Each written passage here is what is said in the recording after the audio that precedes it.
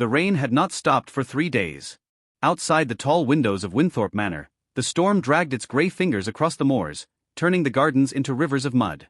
Inside, the house was hushed, candlelight flickering across portraits of ancestors who had known more passion in their graves than Lady Evelina knew in her marriage.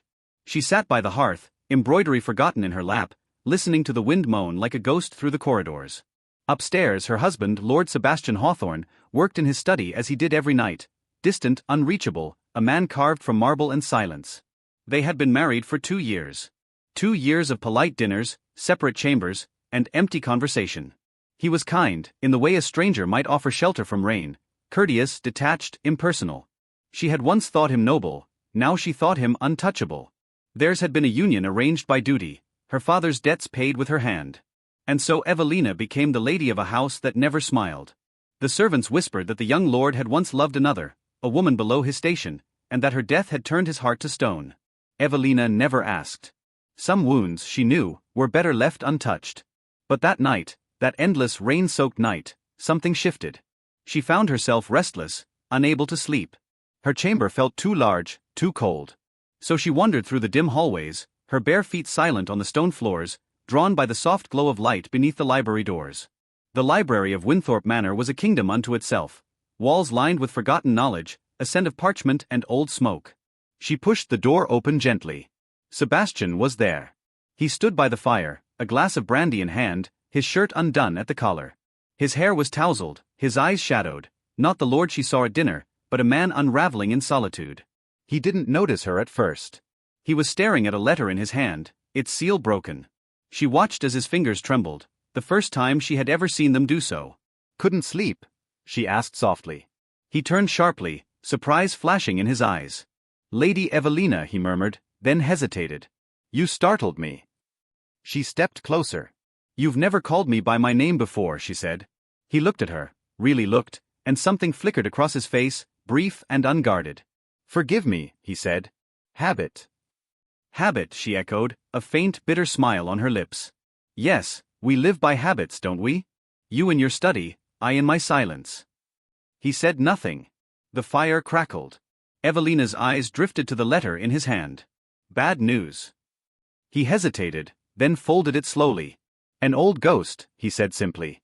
"One I thought was long buried. Does it still haunt you?" His jaw tightened. "Every night." There was something in his voice, grief, guilt, perhaps both, that made her heart twist. For the first time, she saw him not as the man who never touched her, but as one who had lost more than he could bear. She reached out, instinctively, her hand brushing his sleeve. The contact startled them both. He froze. She felt his muscles tighten beneath her fingers, and yet he did not pull away. "Sebastian," she whispered. His eyes lifted to hers, dark and searching. "I've lived beside you for 2 years," she said. "And I don't even know what your voice sounds like when it's not guarded." A long pause. The fire hissed, the storm groaned. Then he said, very quietly, "You wouldn't want to hear what I sound like when the guard falls." "Try me," she breathed. Something broke then, not loudly, not visibly, but deeply. The silence between them, long a wall, became a thread. He stepped closer. His breath mingled with hers, his scent of smoke and brandy filling her senses. His hand, trembling slightly, lifted, not to touch her, but to brush a loose strand of hair from her face. It was not a kiss. It was not even an embrace.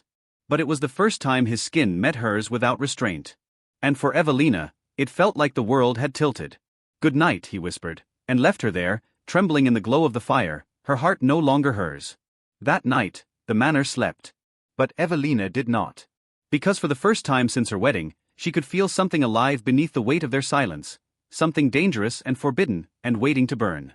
The next night came with a full moon, pale and cold as a blade. The rain had passed, but its ghost lingered in the air, that soft metallic scent of something about to break. Evelina told herself she would not go back to the library. She would not seek him. But as the hours stretched, the silence grew unbearable. She could feel him, the thought of him, in every creak of the manor, in every flicker of the dying firelight. When the clock struck 11, she rose. The corridor was empty. Shadows moved like whispers along the walls. Her hand trembled as she touched the library door. He was there again. Alone. Waiting perhaps, though he would never admit it. Sebastian looked up when she entered. His eyes met hers, a storm contained within. You shouldn't be here, he said softly. Then tell me to leave. He didn't. The fire burned low, casting their faces in shades of gold and shadow. Evelina stepped forward, until the scent of parchment and smoke surrounded her again. You said last night that you're haunted, she murmured. By what? He stared at the flames. By the life I destroyed. Whose? Mine, he said. And someone else's. She waited. He poured a glass of brandy, his hand steady this time. Her name was Clara, he said at last. A governess here. She loved the wrong man, me. I swore I'd marry her, but I was too much a coward. My father forbade it, and I let her go. She took ill that winter. She died before I could make it right. Evelina's chest ached. And so you built a grave out of silence. He gave a bitter smile. Something like that. Then why did you marry me? She whispered. His gaze lifted, piercing, unreadable. Because the house needed a lady. And I needed a way to stop remembering. The words struck her like cold water. She turned away, blinking hard. And have I helped? He closed the distance between them in 2 quiet steps. Yes, he said. Because you made me remember again. Evelina turned, startled. Sebastian. His hand lifted to her face, slow and hesitant, like a man touching sunlight for the first time after years in darkness. I told myself I would never love again, he murmured. But every time you pass me in the hall, I wonder what your laughter would sound like if I were not the reason it died. Her breath caught. Then make it live again, she whispered. The fire crackled. He hesitated, every muscle taut with restraint. Evelina, he said, almost a plea, you don't know what you're asking. I'm asking, she said, stepping closer, to be seen. Just once. Not as a name on your household ledger. As a woman. That broke him. He kissed her. It was not gentle. It was years of buried ache, of grief and longing and guilt colliding. His hand slid to her waist, hers tangled in his hair. The world vanished, only breath, only heartbeat, only the taste of tears and fire. When he finally pulled back, his chest heaved. This is wrong, he rasped. Then let it be wrong, she said. Just this once. He stared at her, the woman who had been his duty, and saw instead the one who had become his undoing. The candles flickered as they fell into each other's arms, the storm outside rising once more like a chorus. That night in the library, the walls that duty built crumbled. And when dawn came, it found them still there, tangled in shadows and sunlight, 2 souls who had broken every vow but found, for one fleeting night, what it meant to be alive. The morning after, the manor was too quiet. Evelina woke to the pale light filtering through the curtains. The chair by the hearth was empty. The air smelled of smoke and memory. He was gone. She rose, clutching the sheet around her, her body trembling with both warmth and dread. On the table lay a single folded letter, his seal pressed into the wax. Her hands shook as she opened it. Forgive me. What happened last night was the truth I swore I would never speak. But the truth cannot live in this house, not with me. You deserve more than a man who hides in ghosts. I am leaving for London.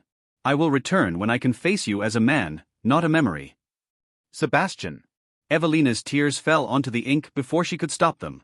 Days passed. Then weeks. The house felt emptier than ever, not because he was gone, but because she now knew what it meant for him to be near. The servants whispered again, that the lord had fled, that the lady wept. None dared speak to her directly. But one evening, when the first snow fell over the moors, the sound of hooves echoed in the courtyard. She ran to the window. Sebastian had returned. He stood there, snow in his hair, eyes searching the manor like a man who had walked through fire to come home. When he saw her, his breath caught, and for the first time, she saw him without armor, without silence. She met him halfway down the grand staircase. Neither spoke. He reached her, took her hand, and this time he did not let go. I thought leaving would save us, he said quietly. But I only learned that love doesn't die in distance. It dies in silence, and I will never silence you again. Evelina's tears fell freely now. Then stay, she whispered. He smiled faintly, a man redeemed by something he thought he'd lost forever. If you'll have me, truly. She reached up, touched his face. You already are mine. You always were, even when you never touched me. He kissed her, slow this time, reverent, as if the world had finally given them permission. And in the echoing halls of Winthorpe Manor, where once there had been only storms, there was peace. Not the peace of silence, but the peace of hearts finally speaking the same language. As the snow fell outside, Evelina knew one truth would remain long after their names faded from the portraits on the wall. He never touched her, until that night in the library changed everything.